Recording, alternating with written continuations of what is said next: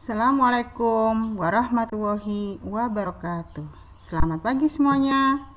Semoga anak-anakku semuanya dalam keadaan sehat. Amin, amin, Allahumma amin. Sebelum kegiatan pembelajaran dimulai, marilah sama-sama kita membaca basmalah. Bismillahirrahmanirrahim. Berjumpa lagi dengan Ibu Yuni dalam pembelajaran Ilmu Pengetahuan Sosial kelas 7.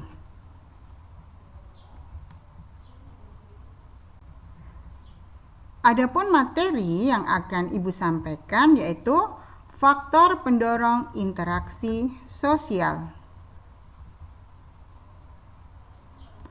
Tujuan pembelajaran 1. Siswa dapat menyebutkan faktor pendorong terjadinya mobilitas sosial.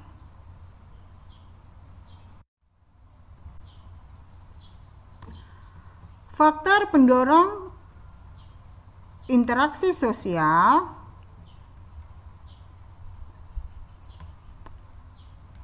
di situ ada sugesti, imitasi, identifikasi, empati, simpati, dan motivasi.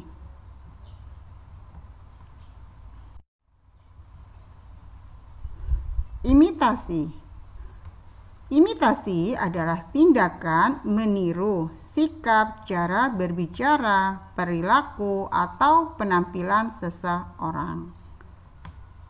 Nah, itu bisa kalian lihat ada seorang anak yang mengikuti atau meniru orang tua, yaitu mencukur jenggot. Nah, itu salah satu ciri dari imitasi. Imitasi di sini terbagi menjadi dua. Imitasi positif apabila yang ditiru adalah individu atau kelompok yang mempunyai perilaku yang positif atau yang baik. Ada imitasi negatif apabila individu atau kelompok yang meniru perilaku yang tidak baik.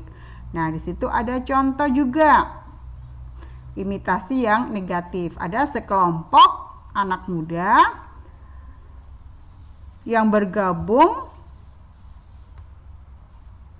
melakukan yaitu tindakan yang tidak sepatutnya kita ikuti.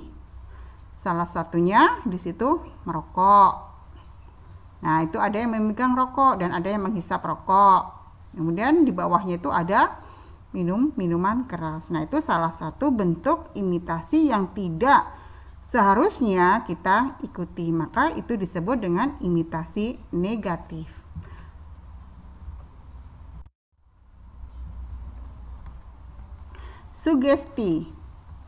Sugesti adalah tindakan seseorang untuk mempengaruhi orang lain agar menerima pandangan atau sikap yang dianutnya.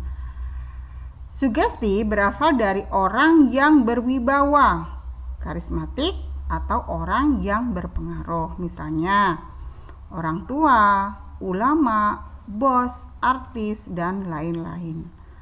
Sugesti terjadi jika orang yang disugesti tidak mampu berpikir secara kritis karena emosi, sedang kebingungan, ragu-ragu, atau pendapat searah. Nah, di situ ada sugesti film. Nah, sekelompok anak atau remaja yang sedang menonton film di mana film itu memang digemari oleh si anak tadi, maka dia asik untuk melihatnya. Contoh juga, mungkin dari kalian ada yang suka melihat sinetron Kian Santang. Nah, kalian sampai menunggu lama. Sinetron Kian Santang putar jam berapa itu di MNC TV. Kalian sampai menunggu malam karena apa? Itu adalah film tokohnya yang memang kalian sukai. Kalian sampai menunggu larut malam cuma ingin melihat sosok yang memang kalian kagumi. Identifikasi adalah kecenderungan seseorang untuk menjadikan dirinya sama dengan orang lain. Identifikasi dapat membentuk kepribadian seseorang. Contoh, seorang adik mengidentifikasi diri dengan kakaknya yang lulus dari kampus UIN dengan predikat cum laude. Adik tersebut mengidentifikasi apa? Cara kakaknya belajar, kemudian cara kakaknya berpakaian, cara kakaknya menggunakan waktu dengan baik, kemudian cara berpikir si kakak, semuanya diikuti oleh si adik tadi. Simpati. Simpati terjadi ketika seseorang merasa tertarik kepada orang lain. Contoh, ketika ada teman yang rumahnya kebakar, kita juga sedih dan berusaha untuk membantunya. Nah, di situ bisa kalian lihat di gambar itu. Ada seorang yang membantu korban terjadinya gempa. Empati. Empati merupakan simpati mendalam yang dapat mempengaruhi kejiwaan dan fisik seseorang. Contohnya, seorang ibu akan merasa kesepian ketika anaknya bersekolah di luar kota. Nah, ia merasa rindu dan memikirkan anaknya tersebut sehingga jatuh sakit. Nah, obatnya apa? Cuma satu. Nah, si anak harus datang ke orang tua. Itulah obat di mana rasa kangen tersebut akan terobati dengan cara bertemu. Motivasi. Motivasi dan motif. Motivasi merupakan kemauan untuk berbuat sesuatu. Motivasi seseorang tergantung pada kekuatan motifnya. Nah, di sini motif merupakan kebutuhan, keinginan, dorongan, atau impulsif.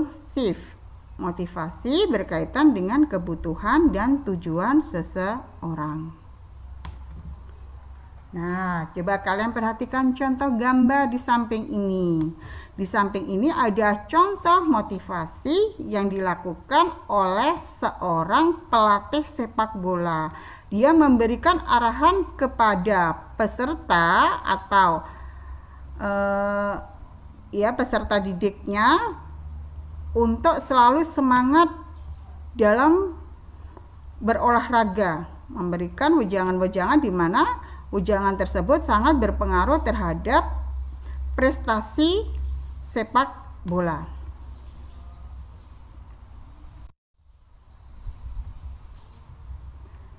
Demikian tadi pembelajaran kita pada pagi hari ini.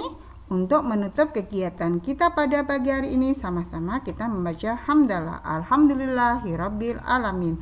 Assalamualaikum warahmatullahi wabarakatuh.